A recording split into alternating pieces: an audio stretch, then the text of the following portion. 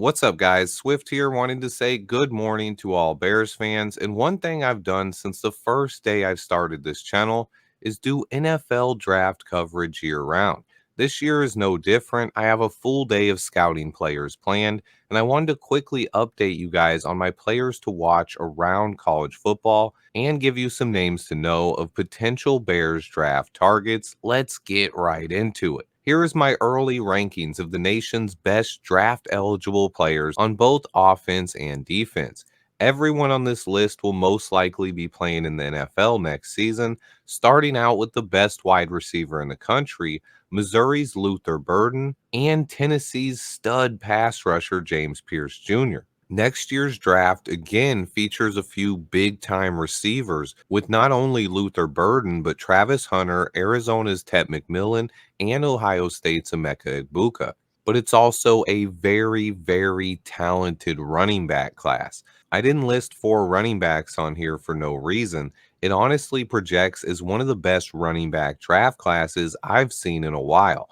It's still a long year ahead of us, but early looks suggest this running back class could be special. Boise State's Ashton Genty is my favorite of the bunch, but I also really like Ollie Gordon and Ohio State's Quinshawn Judkins as well. Running back might not be a huge need, but with how the position is being undervalued, there are at least three players in next year's draft who have first round potential, but these guys should be available in round two, and Ryan Poles could capitalize on the talented running back class in 2025. Remember, DeAndre Swift's contract only has 2 years of guarantees on it, so running back is a position to watch next year. And even though our quarterback position is finally settled, I do love Miami's Cam Ward. He's a really fun player to root for. Remember how I said this year's draft was special for wide receivers? We had Marvin Harrison Jr., Rome Odunze, Malik Neighbors, Keon Coleman, Xavier Worthy, and more.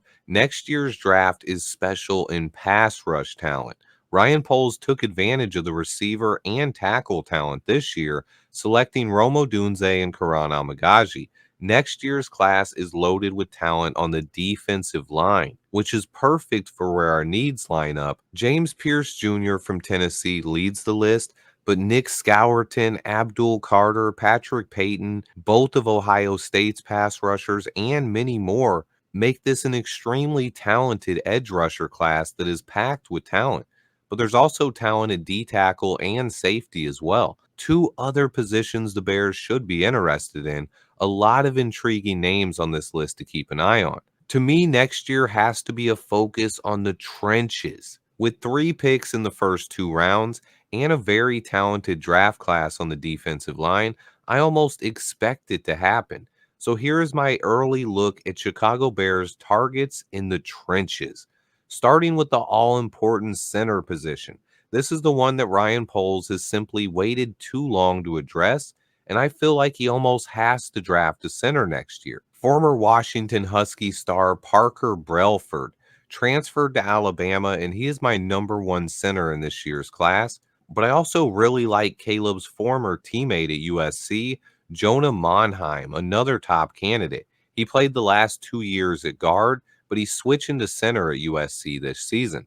I also just watched Kansas's Bryce Foster last night, another name to watch, but the center that really intrigues me and I'll be paying close attention to going forward is Iowa's Logan Jones, a guy who's in the top 10 of Bruce Feldman's freaks list. He's an incredibly athletic and powerful dude who fits what Ryan Poles is looking for. Keep an eye on Logan Jones.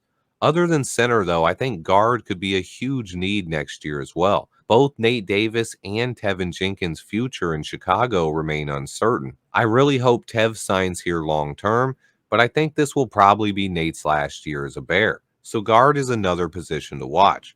But on defense, I've included my favorite defensive line targets. The edge rusher position is just stacked. Nick Scourton and Abdul Carter are two guys that I'll be paying really close attention to, and they will both be popular mock draft picks for the Bears this offseason. Depending on where we finish this year, we probably will not have a chance at James Pierce Jr. or Mykel Williams, but the next five guys on the list are all really likely candidates to be Chicago Bears. Keep an eye on these names. In addition to Nick Scowerton and Abdul Carter, the other two are Patrick Payton and Princely Umanalayan. I love the talented edge rusher this year, and Poles could definitely be selecting one of these guys, but I also really like the talented defensive tackle as well.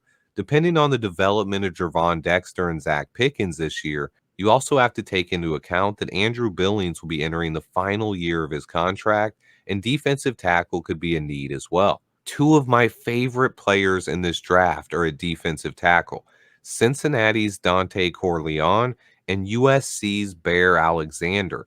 Both of these guys profile as second round picks, and we currently have two second rounders. I'd love to see either one of these guys end up as a Chicago Bear, but Michigan's Kenneth Grant is another athletic freak to watch out for. I fully expect Ryan Poles to address the trenches the next year's draft. And the talent on the defensive line is absolutely stacked, and it lines up perfectly that Ryan Poles can address the defensive line early in the draft. And it doesn't look like there's going to be a center that goes in the first round. So we could potentially still get one of these top centers in round 3. I think our biggest needs right now are at center, guard, and along the defensive line.